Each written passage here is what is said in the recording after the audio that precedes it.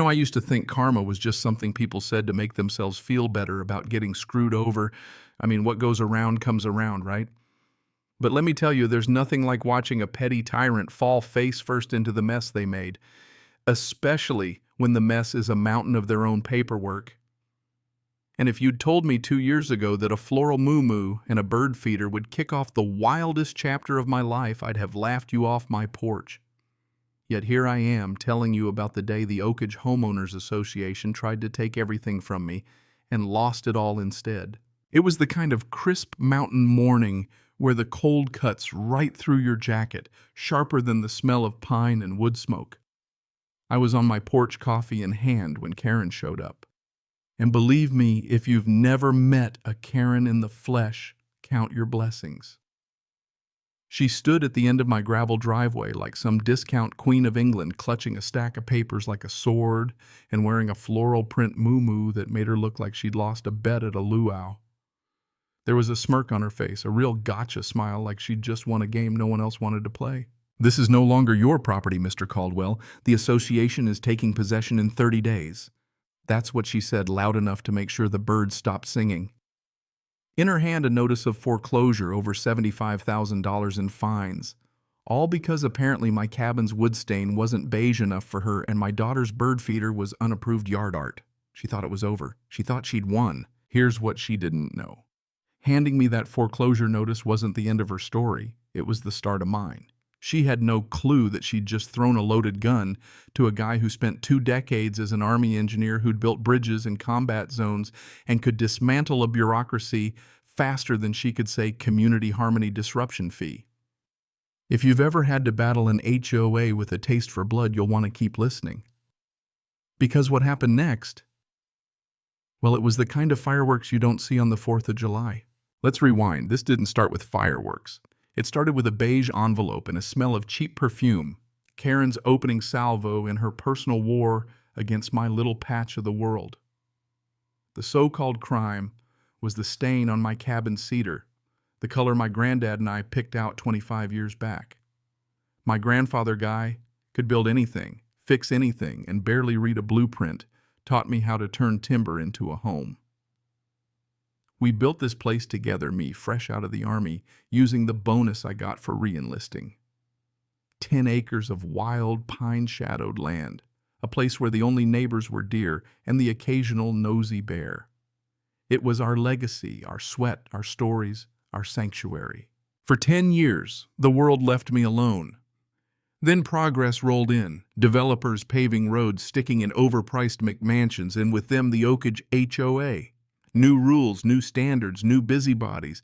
But here's the twist. My property was exempt, grandfathered in on the original plat, written in black and white in both my deed and the HOA's founding documents. I paid my share for the road, but that was it. For a while, nobody bothered me. Then Karen got herself elected HOA president, the kind of person who'd probably never been trusted to order lunch for a team, let alone manage a neighborhood. Suddenly, my cabin with its real wood and real history became her personal eyesore. Her letters started arriving. First about my stain unapproved shade, please restain in one of the 3 community-approved colors, desert sand gentle fawn, or the ever-popular taupe. It was almost funny until she included a $100 fine. I replied polite but firm, with copies of my deed, the subdivision plat, and the relevant exemptions. I figured reason would settle it. Boy, was I naive. Karen doubled the fine tacked on a $50 admin fee and started citing bylaws like she'd written them herself. "The board has reviewed your claim and found it without merit," she wrote. "All properties benefiting from the Oakage roadways are subject to full covenants." A lie, plain and simple. But it was the kind of lie that signaled she didn't care about truth, only about winning. So I started a file. If you've ever served in the military, you know paperwork is your armor. I kept every letter, every certified receipt, every email filed, tabbed, organized. Karen thought she was playing chess. I was setting up artillery. A month later, the bird feeder became her new battleground. My daughter had painted it sunflowers, a little wobbly but full of love. Karen cited some bylaw about yard ornamentation, slapped me with another $100 fine, and started tacking on late fees like confetti. The fines ballooned: $5,000, $10,000, $20,000. She got creative noncompliance penalty, ongoing violation surcharge, community harmony disruption fee. I kept responding calm, legal, thorough. She kept ignoring me. I realized this wasn't about aesthetics. It was about conquest. In her mind, my home was the last stronghold not bowing to her reign, and she was determined to plant her flag no matter what it cost. I switched from defense to offense. First step, intelligence gathering. I spent an afternoon at the county clerk's office pulling every record, bylaws, meeting minutes, financials, liens on other homes. Then back at my cabin, I played detective. Within hours, I found the first crack. The bylaws required a written warning and a 30-day window. Before a fine, Karen had skipped that every time. Fines were supposed to be approved at open board meetings. She'd been rubber stamping them in secret. The financial records full of red flags, vague vendor payments to LLCs with P.O. boxes, legal fees spiking since Karen took over. But I needed more. So I started walking the neighborhood chatting with folks. That's when I met Mr. Garcia sweating over a broken sprinkler. He confessed Karen fined him $500 because his trash cans were visible for 2 hours after pickup. His wife was sick. He had to run out for medicine. "We're fighting it, but she's relentless," he whispered.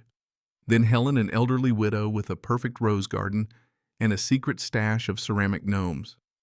Karen sent me a notice, she said quietly, for the gnomes. My late husband gave them to me, one for each grandkid. It wasn't just me. Karen was preying on the vulnerable, the busy, anyone too tired or scared to fight. This was a shakedown, pure and simple. That's when it hit me. This wasn't about a home. It was about a whole community under siege. I started documenting everyone's stories, building a binder thicker than a city phone book. The final straw came with the foreclosure notice. The sum was absurd, over $75,000 built out of air and arrogance. But the threat was real. HOA foreclosure is ugly business. They can force a sale and leave you with nothing. Time for reinforcements. I called Marcus Thorne, a buddy from Iraq, now a razor-sharp real estate lawyer. I walked into his office, dropped the binder on his desk with a thud, and laid it all out. The exemption, the fake fines, the illegal meetings, the neighbors' stories, the foreclosure notice. He leafed through it, eyebrows climbing higher with every page. "She's sloppy, Jack," he finally said. "This is a clear violation of state law. We can fight this. We can win."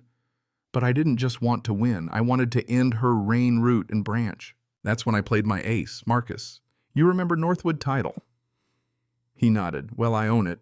We wrote the title policies on every single house in Oakage, including Karen's precious clubhouse." Marcus's eyes widened. "You're telling me?" I just grinned.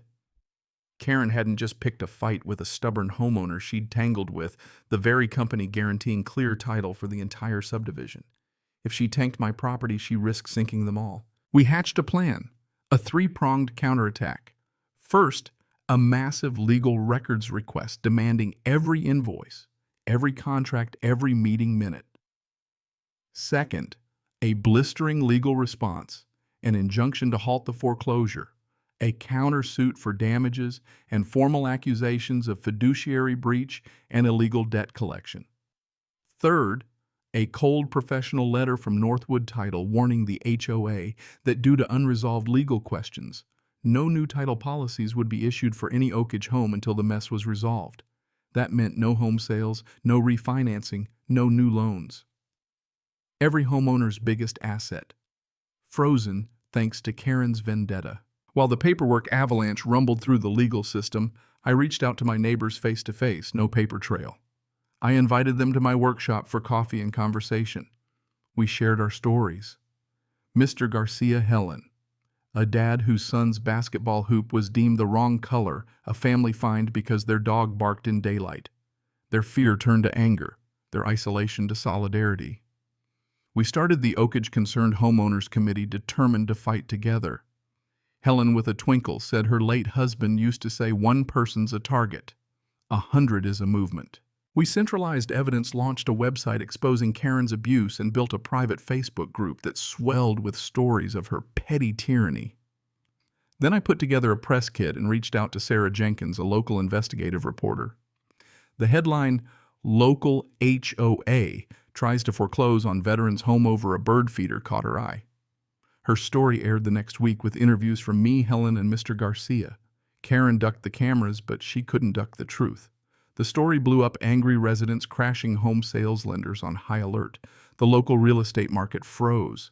The pressure cooker was ready to blow. And then came the showdown. Karen called an emergency HOA meeting intending to stage her comeback. The clubhouse was packed, residents, media, and every angry neighbor who'd ever gotten a nasty letter from her. She ranted about baseless attacks, blamed me for destroying property values, and tried to paint herself as the real victim. But the room wasn't buying it. "What about the foreclosure?" someone shouted. "What about Helen's gnomes?" The room roared. That's when I stepped up, laptop and projector in hand.